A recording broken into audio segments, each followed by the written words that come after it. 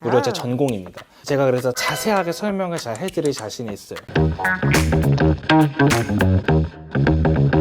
안녕하세요, 수민쌤입니다. 오늘 우리가 살펴볼 지문은요, 시즌 4- 기술 지문에서, 그러니까 패턴 인식이라는 컴퓨터 과학 분야의 한 주제를 다루고 있는 그런 지문인데요.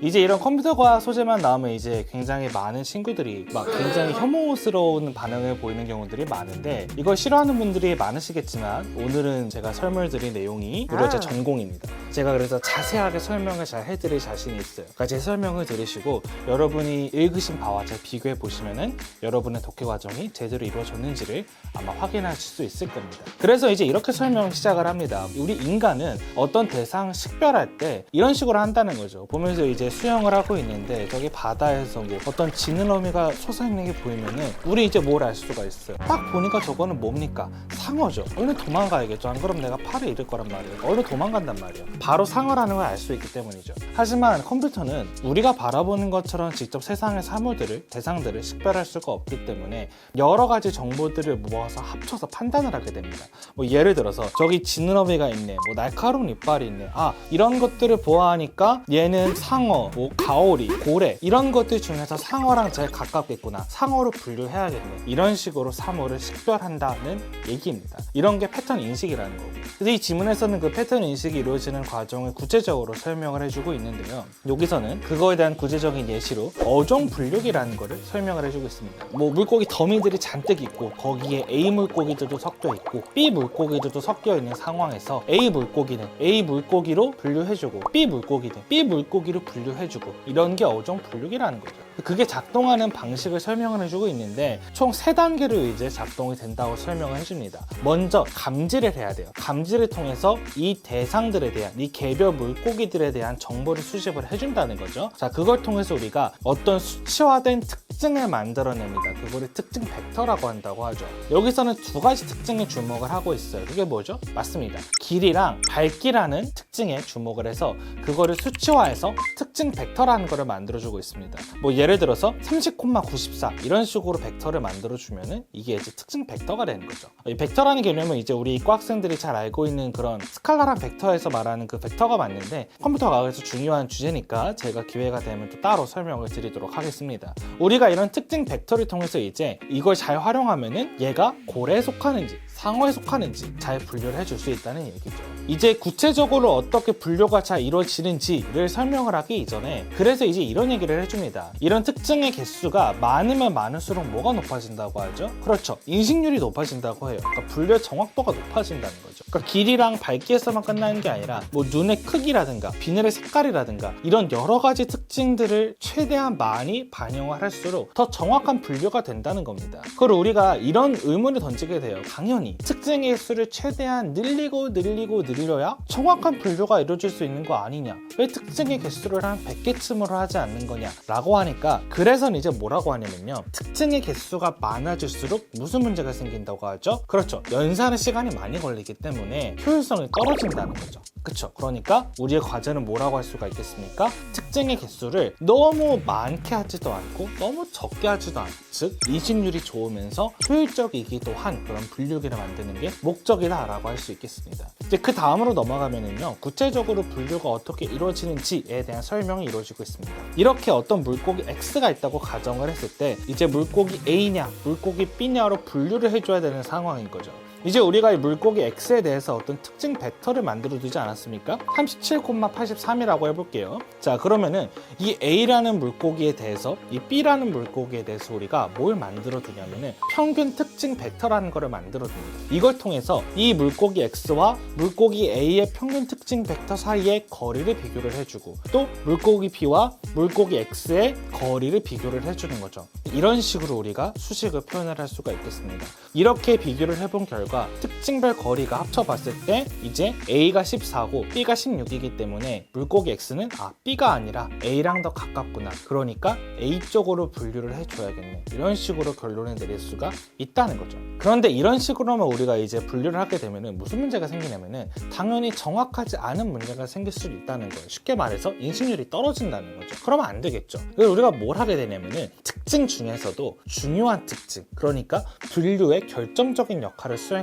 어떤 특징에다가 가중치를 더 추가로 붙여준다는 겁니다. 예를 들어서 물고기 A랑 물고기 B를 구분하는 결정적인 변수는 길이가 아니라 밝기라고 해볼게요. 그러니까 밝기가 더 중요한 역할을 하는 거야. 그러면은 길이에는 1의 가중치를 주고 밝기에는 2의 가중치를 주는 겁니다. 밝기가 더 큰 역할을 하게 되는 거죠. 이러면 우리가 이제 특징별 보정거리라는 걸 수가 있는데, 그러면은 A의 특징별 보정거리는 21이고 B의 특징별 보정거리는 19이기 때문에 X랑 B의 거리가 보정을 해보니까 이제는 A가 아니라 B랑 더 가깝네 라고 판단을 하게 되기 때문에 얘를 B로 분류를 하게 되는 겁니다. 결과가 달라진 거를 볼 수가 있죠. 그렇죠? 이런 식으로 분류를 우리가 가중치까지 고려해서 분류를 하게 되는데, 그래도 여전히 문제가 뭐냐면은 여전히 정답이 아닌 경우들이 많이 생긴다는 거예요. A를 B로 잘못 분류하는 경우들이 여전히 생긴다는 거죠. B를 A로 잘못 분류하든가. 그래서 우리가 뭘 해야 되냐면은, 방금 우리가 길이랑 밝기를 1과 2라는 초기 가중치를 줬었죠. 이런 가중치를 조정하는 과정 계속해서 거쳐주는 겁니다.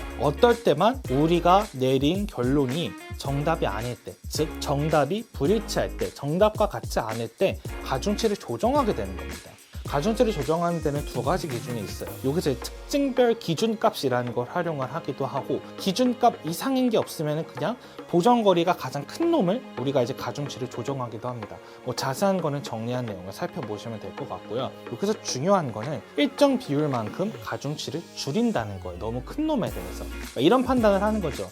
이 가중치를 너무 크게 잡아가지고 우리가 잘못 분류한 게 아닐까? 얘를 조금 줄여보자. 이런 판단을 한다는 거죠. 또 근데 줄이기만 하는 게 아니라 어떤 가중치를 줄였으면은 나머지 가중치들은 키워준다는 겁니다. 똑같은 비율을요. 이거는 왜 그러냐면은 특정 가중치를 줄이다 보면 언젠가는 가중치들이 다 엄청나게 작아질 수밖에 없겠죠. 가중치가 엄청나게 작아지게 되면은 이게 학습을 하는 게 의미가 없어요. 가중치를 조정하는 게 의미가 없고 분류가 제대로 이루어지지가 않습니다. 그러니까 이런 문제를 방지하기 위해서 어떤 가중치를 줄여주면은 반대로 다른 가중치를 키워주는 거죠. 이런 식으로 가중치를 조정하는 과정을 거친다고 합니다.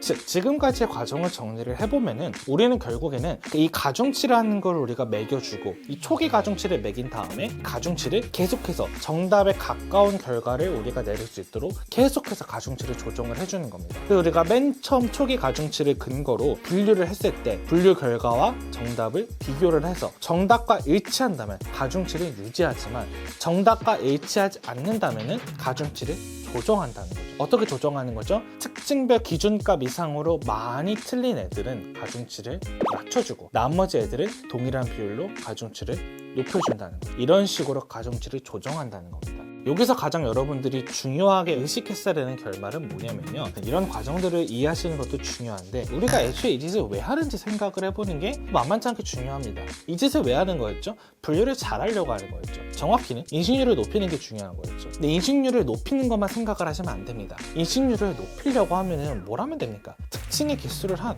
몇백 개 하면 되잖아요. 엄청나게 정확하게 분류를 해줄 거 아니야. 근데 그렇게 안 하는 이유가 뭡니까? 너무 오래 걸리니까, 효율적이지 않으니까. 우리가 목적이 뭐였죠? 인식률과 효율성 둘 다 챙기는 거예요. 즉 특징의 개수를 적당히 정해주는 게 목적이었죠. 특징의 개수를 적당히 정해주고 거기에 가중치를 붙여주고 또 그 가중치를 계속해서 조정을 해줌으로써 인식률도 높으면서 효율적이기도 한 분류기를 만드는 것을 목적으로 하게 되는 겁니다. 여기까지가 지문에 대한 설명이었고요. 어종 분류기가 이런 식으로 동작을 하는 거구나, 그 과정을 이해해 두시고 이 짓을 왜 하는 건가, 이거 인식률만 높이는 게 중요한 게 아니라 효율성도 중요하기 때문에 그런 거구나, 이 목적까지 여러분들이 제대로 이해를 하실 수가 있었으면 글을 잘 읽은 거라고 할 수가 있겠습니다. 자, 그럼 이제 우리가 보기 문항 풀이로 넘어가 보도록 하겠습니다.